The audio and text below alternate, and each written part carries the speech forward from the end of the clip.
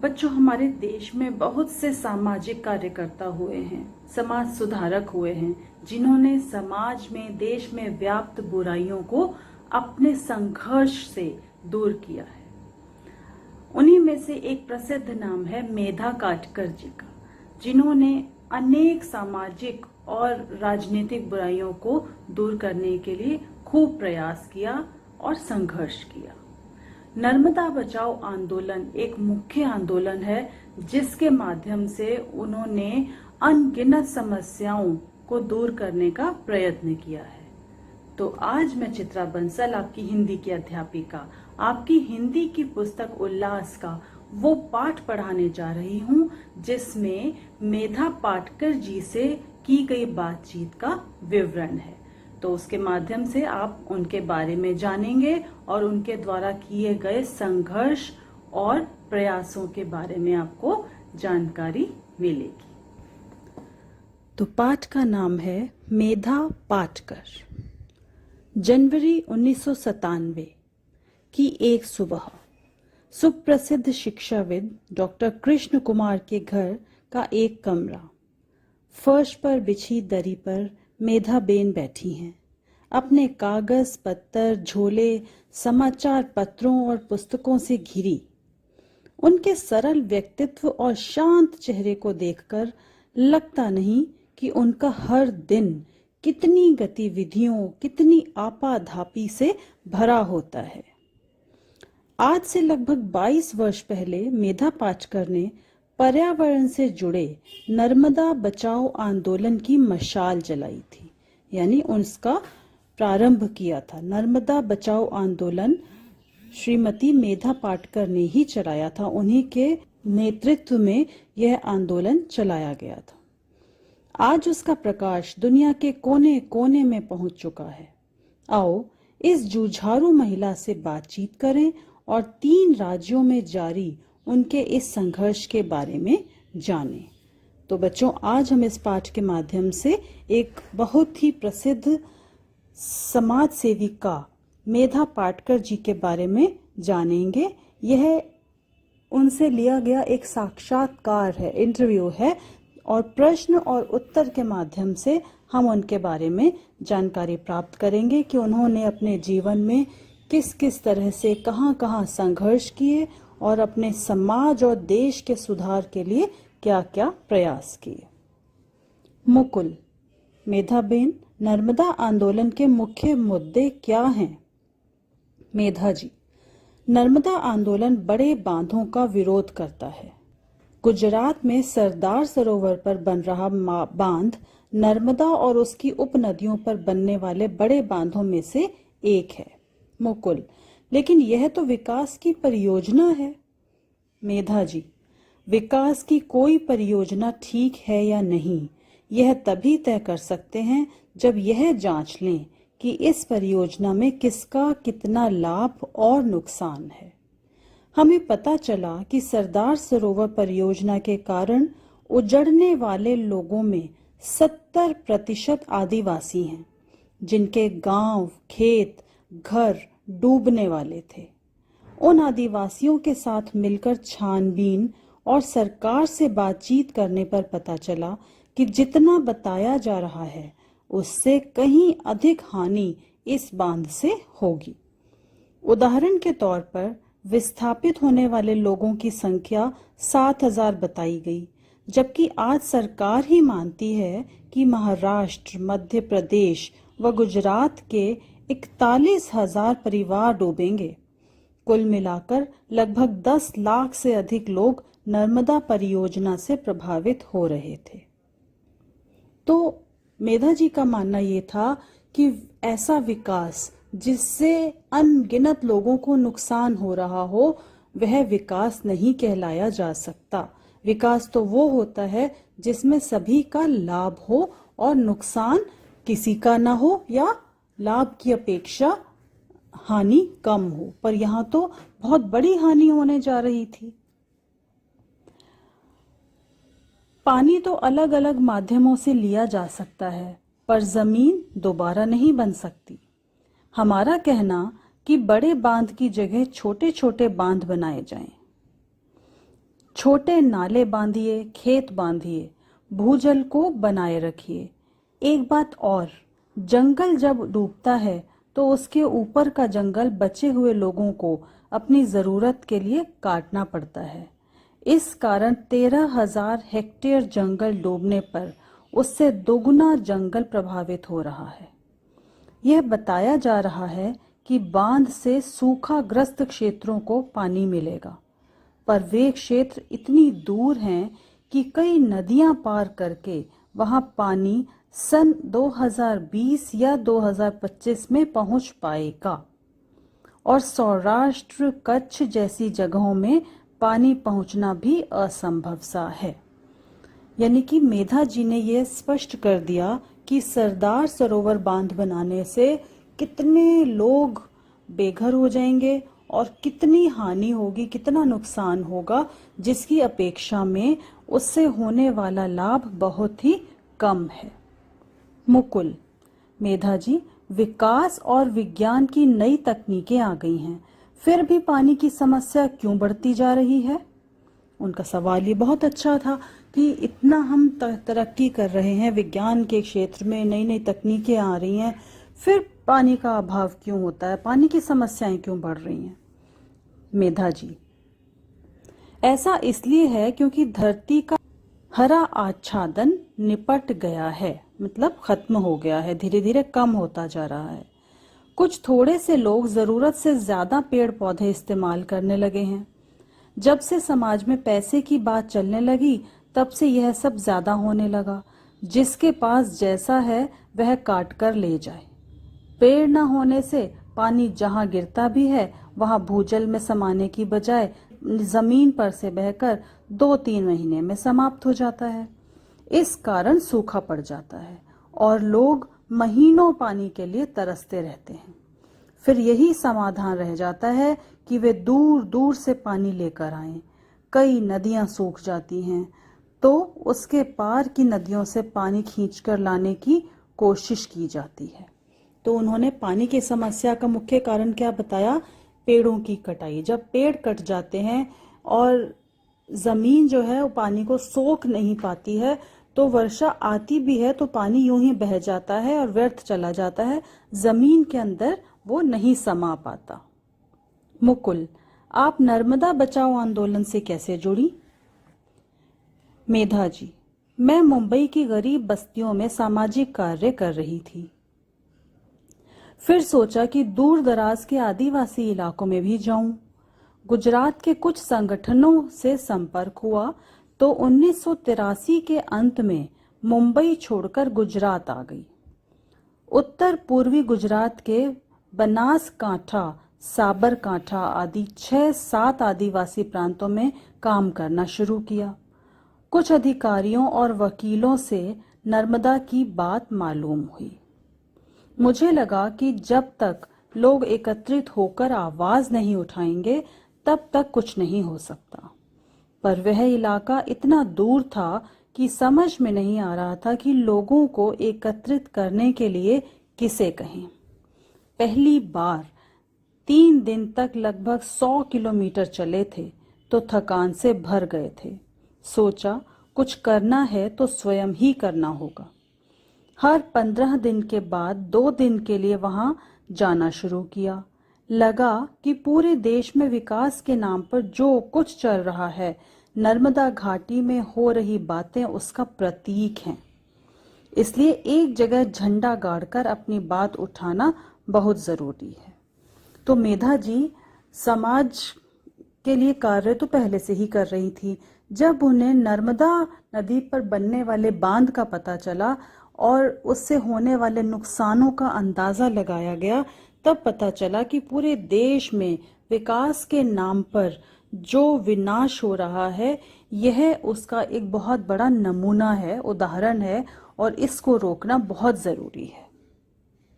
मुकुल: उजाड़े गए लोगों को सरकार मुआवजा तो दे रही है, फिर क्या परेशानी है? मेधा जी: सरकारी आंकड़ों में जमीन की कीमत बहुत कम दिखाई गई है और बात केवल पैसों की नहीं है। नदियों के किनारे किनारे हमारी संस्कृति पली बढ़ी है। ये इतिहास में तो सब बच्चे पढ़ते होंगे, लेकिन यह केवल ऐतिहासिक बात नहीं है। आज भी एक एक नदी की घाटी में सैकड़ों गांव और लाखों लोग होते हैं। नदी के साथ उनके जीवन की कई बातें जुड़ी रहती हैं, जैसे उनके गीत, प्रकृति को देखने की दृष्टि, आचार विचार, धार्मिक सोच और कार्य भी। यानी मेधा जी का मानना था कि यदि आप किसी के घरों को वहां से उखाड़ कर कहीं और विस्थापित कर रहे हैं या मुआवजा दे रहे हैं उन्हें, तो ये काफी नहीं होता। सिर्फ पैसे की बात नहीं होती। नदियों के पास बसे हुए जो घर होते हैं वो पूरी पूरी संस्कृति लिए होते हैं। गीत, संगीत, रहन सहन सब उन नदियों से प्रभावित होता है। तो जब हम नदियों से दूर कर देते हैं लोगों को, तो मान लीजिए हम उनकी जड़ों को उखाड़ देते हैं। जन्म से लेकर मृत्यु तक नदी पर आने जाने से उनका भावनात्मक रिश्ता भी नदी के साथ होता है। नदी से आए कई कवियों और लेखकों ने इस भावना को अपनी रचनाओं में उभारा है। पहाड़ के समाज पर भी यह बात लागू होती है। इस प्रकार नदी लोगों के जीवन का आधार भी होती है। इससे आसपास के खेतों और गांवों में पानी की जरूरत पूरी होती है। इस जल संपत्ति पर हजारों मछुआरों का जीवन टिका होता है। नदी के ही पानी से भूजल और भूपृष्ठ के किनारे जंगल बने बचे रहते हैं। इसलिए नदियों पर आसपास के लोगों का पारंपरिक अधिकार है। इस बात को अपना संविधान भी मानता है। तो जब नदियों पर इतने बड़े बड़े बांध बनाए जाते हैं तो उसके लिए बहुत से लोगों को बेघर कर दिया जाता है। उनके घर, उनकी पूरी पूरी बस्तियां नष्ट कर दी जाती हैं। तो उनका मानना यह है कि ये सिर्फ घर नष्ट नहीं होते, इससे हमारी संस्कृति भी नष्ट होती है। मुकुल, बड़ी परियोजनाओं के विरोध में प्रभावित लोग आवाज पहले क्यों नहीं उठाते हैं? मेधा जी, ऐसा इसलिए क्योंकि बहुत से लोग अखबार नहीं पढ़ सकते हैं और न ही सरकार उनके पास जानकारी लेकर पहुंचती है कि वह अपने अगले 5-10 सालों में क्या करने जा रही है। जब तक लोग जागरूक होते हैं तब तक देर हो जाती है। मुकुल, अपने बचपन के बारे में कुछ बताइए। मेरा बचपन बहुत सुखद था, कोई कमी नहीं थी। साधारण मध्यम वर्गीय परिवार था मेरा। 2 छोटे कमरों में रहते थे। पिताजी मजदूर संगठन का काम करते थे। माँ भी सामाजिक कार्य से जुड़ी हुई थी। घर में हर दम गरीब लोग, मजदूर लोग भरे रहते थे। पढ़ाई के लिए भी जगह नहीं होती थी। किसी कोने में पढ़ते पढ़ते किताब नीचे करके उन्हें देखने की बहुत आदत थी। देखती थी तो उनके बारे में सोचती भी थी। कई बार जब पिताजी किसी से बहुत जोर से बोलते थे या डांटते थे तो लगता था कि यह गलत है। कई बातों का बहुत गहरा प्रभाव भी पड़ा था। मुझे याद है दीपावली पर उन कंपनियों के मालिक जिनमें मजदूर संगठन थे कुछ भेंट वस्तु भेजते थे। जिन मिलों में विवाद चल रहा होता था वहां की चीजें पिताजी तुरंत लौटा देते थे। कहते थे मिल मालिक उपहार देकर मेरे ऊपर दबाव डालना चाह रहे हैं। कभी कभी उन लोगों की भावना को ठेस भी पहुंचती थी। तो इस तरह से मेधा पाटकर जी ने अपने बचपन के बारे में बताया कि उनके पिताजी मजदूर संगठन के नेता थे। तो सारे मजदूर कर्मचारी उनके पास अपनी बातें कहने के लिए आते थे और उन्हीं को कंपनियों के मालिकों से भी बातचीत करनी पड़ती थी। मुकुल, आपको स्कूल कॉलेज में सीखने का अवसर अधिक मिला या अपने परिवेश से? मेधा जी, दोनों में ही सीखा। पाठ्यक्रम के अलावा स्कूल में दूसरी गतिविधियां भी बहुत होती थी। मैं पढ़ाई में भी अच्छी थी। घर से पूरी छूट थी, किसी भी समय आइए जाइए। माता पिता का विश्वास बना हुआ था हम पर। शिक्षकों से भी बहुत स्नेह और प्रोत्साहन मिला। छुट्टियों में ग्रामीण क्षेत्रों में श्रम शिविर में और युवा शिविर में जाते थे। ऐसा याद ही नहीं कि कभी खाली बैठे रहे। तो ये बड़ी जरूरी बात यहाँ पर मेधा जी से पता चली है कि उन्हें स्कूल या कॉलेज से कहीं भी आने जाने की घर की तरफ से पूरी छूट थी।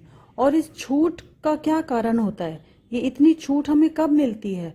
जब घर वालों का हमारे ऊपर पूरा विश्वास होता है, और वो विश्वास बनाना हमारा ही काम है। हम यदि कभी भी कुछ बात छुपाएंगे घर के लोगों से या कुछ गलत करेंगे, तो वो विश्वास हमेशा के लिए टूट जाता है। तो घर वालों का विश्वास बनाने के लिए पहले खुद पर विश्वास होना कि हम कभी कोई गलत काम नहीं करेंगे, ये बहुत जरूरी है। मुकुल, आपकी शिक्षा कहाँ हुई? मेधा जी, मुंबई में। घर से बहुत दूर जाते थे। राष्ट्रीय सेवा दल के कार्यक्रमों में बहुत हिस्सा लिया। जब 9वीं 10वीं में थी तो बच्चों के लिए हर रविवार को कथा माला चलाती थी, जिसमें 60 से 100 बच्चों को कहानी सुनाती थी। घर से निकलकर बस्ती तक पहुंचने में 15-20 मिनट लगते थे। मैं रास्ते में ही कथा सोचती हुई जाती थी। पेड़, आसमान, बच्चे, किसी भी चीज पर उन अनुभवों का असर आज भी बहुत है। अभी भी राष्ट्रीय सेवा दल की ओर से साणे गुरुजी कथा माला का कार्य महाराष्ट्र में कई जगह चलता रहता है। तो देखिए, जहाँ चाह होती है ना, वहाँ राह मिल जाती है।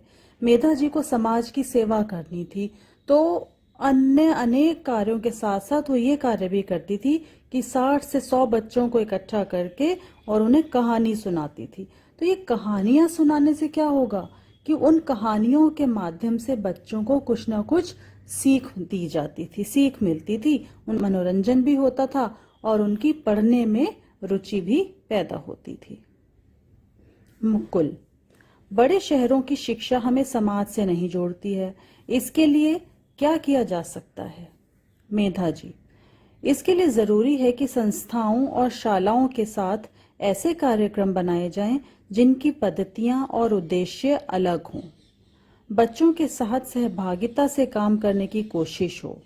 स्कूल कॉलेज के मध्यम या उच्च वर्गीय बच्चों को देश के अलग अलग कोनों में फैली हुई जिंदगी का चित्र देखने को ही नहीं मिलता।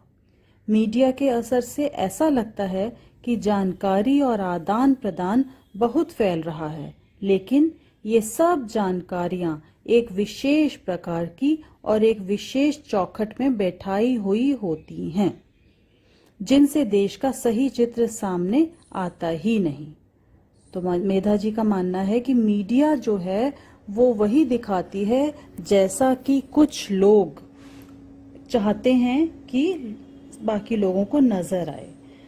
तो असली चित्र, वास्तविक चित्र कैसे सामने आएगा? जब छात्रों को, युवा वर्ग को बाहर निकलकर इधर उधर घूमने का, कार्य करने का अवसर मिलेगा। पढ़े लिखे और पैसे वाले 20% लोगों के बच्चे बाकी 80% बच्चों के जीवन और उनकी समस्याओं के बारे में बिल्कुल भी नहीं जानते। इसलिए आदान प्रदान का कार्यक्रम बहुत आवश्यक है। दूसरी बात, आजकल हर चीज पैसे से बहुत जुड़ गई है। इसमें सृजनशीलता, वैविध्यता का कोई स्थान नहीं होता। मैं पुस्तकालय चलाती थी तो समाचार पत्रों में से कटिंग कर करके ही पुस्तकें बना लेती थी। आजकल वेस्ट पेपर सोसाइटी में खुद चीजें बनाने का महत्व नहीं रहा। बाजार से खरीदो, इस्तेमाल करो और कूड़े में फेंक दो। यह भावना बदलने के लिए जरूरी है कि लोग अपने अपने स्तर पर कुछ करें। यानी कि वो ये लोगों को सिखाना चाहती थी कि हमें बर्बादी को रोकना चाहिए। जो हमें प्राकृतिक संसाधन मिले हुए हैं उनका भरपूर इस्तेमाल करना चाहिए, उनकी बर्बादी नहीं होनी चाहिए। चीजों को बार बार इस्तेमाल करना, पूरी तरह से इस्तेमाल करना हमें आना चाहिए। मुकुल, आप लोग जो जीवनशाला चला रहे हैं उसके बारे में कुछ बताइए। मेधा जी, नर्मदा घाटी में शिक्षा का जो इतिहास रहा है और आंदोलन के दौरान हमने जो स्थिति देखी, जीवनशालाएं उसका परिणाम है। सन 1985 में जब मैं नर्मदा घाटी में गई तो मैंने देखा कि कागज पर तो महाराष्ट्र के 33 गांवों में शालाएं हैं, मतलब पाठशालाएं हैं, पर वास्तव में एक भी शाला मौजूद नहीं। यानी कि उन्होंने ये देखा कि सिर्फ पेपर्स पे, सिर्फ कागजों में लिखित रूप से तो बहुत कुछ हो रहा है विकास के लिए, समाज के सुधार के लिए, किंतु वो केवल कागजों पर लिखा हुआ ही रह जाता है, वास्तविकता में नहीं आता। कहीं शालाएं बनाई भी हुई थी तो 15 अगस्त और 26 जनवरी को शिक्षक आते थे और झंडा फहराकर चले जाते थे। 14 साल से नीचे के बच्चों को शिक्षा का उत्तरदायित्व सरकार का ही है, पर इस क्षेत्र में साक्षरता 1% भी नहीं थी। तो देखिए कितने दुख की बात है कि जगह दे दी गई, वहां पर एक पाठशाला स्थापित हो गई, नाम भी लिख दिया गया पाठशाला का, लेकिन ना तो वहां बच्चे आते हैं ना शिक्षक। साल में 2 बार स्वतंत्रता दिवस और गणतंत्र दिवस पर वहां आकर झंडा फहरा दिया जाता है। तो जो 14 साल से कम उम्र के बच्चों की शिक्षा का भार सरकार के ऊपर होता है, सरकार की जिम्मेदारी होती है, वो काम सरकार बिल्कुल नहीं कर रही है। हमने सरकार के सामने यह बात उठाई, धरने किए, जुलूस निकाले। सरकार ने अंत में इस बात को माना और जांच करवाई तो पाया कि कोई शाला नहीं चल रही थी। सभी शिक्षकों को निलंबित किया गया। नए शिक्षक आए, वे भी काम नहीं कर रहे थे क्योंकि गांव बहुत दूर दूर थे। ठीक रास्ता, दुकान, दवाखाना कुछ भी नहीं था। बड़े गांवों और शहरों के शिक्षक ऐसी जगहों में काम करना पसंद ही नहीं करते थे। फिर हमने एक दिन का उपवास और धरना इस मांग को लेकर किया कि शाला बंद करो। ये सब करने के बाद 2 आश्रम शालाएं चालू हुई। जो भी स्थानीय 4-5 शिक्षित युवा मिले, उन्हें शिक्षक रखा। धीरे धीरे पालकों और गांव वासियों का भी उत्साह बढ़ा। कभी कभी हमें उनकी भागीदारी के लिए थोड़ा नाराज भी होना पड़ता था, क्योंकि उन्हें लगता था कि उनका काम तो बस बच्चों को स्कूल भेजना है। कुछ गांवों में शालाएं अच्छी चली, कुछ में कमजोर रहीं। यानी कि जो काम सरकार नहीं कर सकी, वो काम भी मेधा पाटेकर जी ने अन्य लोगों के साथ मिलकर करने की कोशिश की। उन्होंने स्वयं शालाओं को चलाया, वहां पर शिक्षक रखे और बच्चों को जबरदस्ती घरों से शालाओं में लाने का प्रयास किया। तो इस तरह से इतने प्रयास करने के बाद भी कुछ ही बच्चे विद्यालय में आकर, उन शालाओं में आकर पढ़ पाए, बाकी हाल बहुत अधिक सुधर नहीं पाया। मुकुल, जीवनशाला के बच्चों और शिक्षकों की नर्मदा आंदोलन में कोई भागीदारी रही है? मेधा जी, जब सामने जीवन मरण का सवाल खड़ा हो, तब यह नहीं हो सकता कि बच्चे और शिक्षक गांव नदी को बचाने के आंदोलन में हिस्सा न लें। कई बार ऐसा भी हुआ कि शिक्षक और बच्चे 25-25 दिन के धरने में शामिल होने के लिए मुंबई आकर रुकते थे। यह भी शिक्षा का मंच है, ऐसा मानकर हम चलते हैं। यानी कि इससे भी कुछ न कुछ सीखने को मिल रहा है। इसका एक असर यह हुआ कि गांवों में आंदोलन को बहुत ताकत मिली। गांवों में कभी अधिकारी या पुलिस कुछ गलत करने आए तो जासूस की तरह उनका पीछा करना, उन्हें घेरना, नारे लगाना, बच्चे ये सब काम करते थे। धीरे धीरे 1 से 8 जीवनशालाएं हुई। दूसरे गांवों में भी इनकी मांग बढ़ रही है। तो इनका नाम जीवनशाला क्यों रखा गया? क्योंकि यहाँ पर बच्चे अपने अनुभव से, जीवन में के वास्तविक अनुभव से सीखने लगे। बाहर के कुछ लोग कई कामों में हमारी मदद कर रहे हैं। हमारे बच्चे 4वीं तक पहुंच गए हैं। अब उन्हें सरकारी परीक्षा में भी बैठने की स्वीकृति मिल गई है। ये शालाएं महाराष्ट्र के धुलिया जिले के गांवों में हैं, जहां करीब 150 बच्चों के 2 आवासीय स्कूल हैं। इसके अलावा गुजरात में एक जगह और झाबुआ जिले में 4 जगह शालाएं चल रही हैं। ये सब नदी किनारे के गांव हैं। तो यहाँ फिर उन्होंने इसी बात पर इशारा किया कि नदियां जो हैं वो गांवों को बचाए रखने में, हमारी संस्कृति को बचाए रखने में महत्वपूर्ण भूमिका निभाती हैं। मुकुल, आप यदि नर्मदा आंदोलन से नहीं जुड़ी होती तो इस समय क्या कर रही होती? मेधा जी, यह तो कल्पना की बात है। शायद पाठशाला या कॉलेज में शिक्षक बन जाती। मुझे नाटक से और काव्य लेखन से लगाव था। अभी भी कभी कभी मराठी में काव्य लिखती हूँ। आंदोलन के गीत बहुत लिखे हैं, पर अब लेखन के लिए समय ही नहीं मिलता। मुकुल, आपके काम में दूर बैठे बच्चों की क्या भूमिका हो सकती है? मेधा जी, सामाजिक सोच को लेकर बच्चे कुछ न कुछ करते रहें। बंगलौर के बच्चों ने नर्मदा को लेकर हजारों की संख्या में कविताएं लिखी व चित्र बनाए, आपने शायद देखे होंगे। इसके अलावा उन बच्चों ने उपवास किया, धरना दिया, पैसे इकट्ठे किए। एक संस्था की अगुवाई में बच्चों ने 65,000 रुपए इकट्ठे करके भेजे। यानी वो बच्चे, समाज का वो अंग जो उनके पास जाकर उनकी मदद नहीं कर सकता, वो भी दूर से उनको किस किस तरह से सहयोग देते हैं, वो यहाँ पर उन्होंने, मेधा जी ने बताया है। फिल्म दिखाकर और बातचीत करके नर्मदा जैसे किसी भी मुद्दे के जरिए बच्चों में यह सामाजिक सोच पैदा करना संभव है। बच्चे तो प्रचार प्रसार भी बहुत कर सकते हैं और आंदोलन भी कर सकते हैं। अपने स्तर पर बच्चे स्वावलंबन, सादगी की बातें सोचें।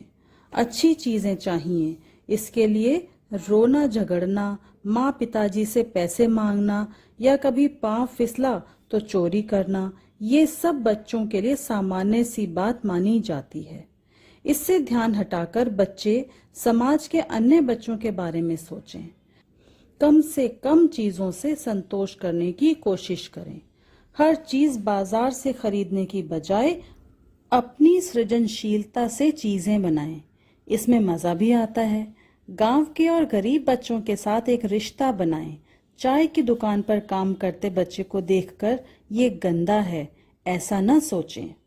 जहां तक हो सके बहुराष्ट्रीय कंपनियों की चीजें, साबुन, टूथपेस्ट आदि न इस्तेमाल करें।